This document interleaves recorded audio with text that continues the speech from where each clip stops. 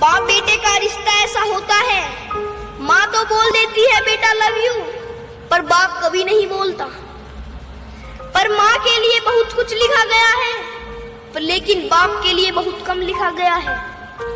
इस दुनिया के सभी पापाओं के लिए 4 लाइनें बोलना चाहूंगा। पिता रोटी है, कपड़ा है, मकान है। पिता रोटी है, कपड़ा है, मकान है। पिता नन्हे से परिंदे का बड़ा सा आसमान है।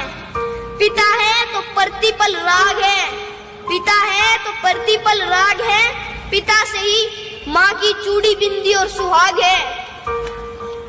पिता है तो बच्चों के सारे सपने हैं। पिता है तो बाजार के सारे खिलौने अपने हैं। पिता है तो बड़ी से बड़ी चट्टान भी छोटी है।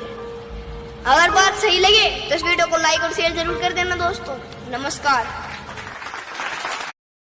Likey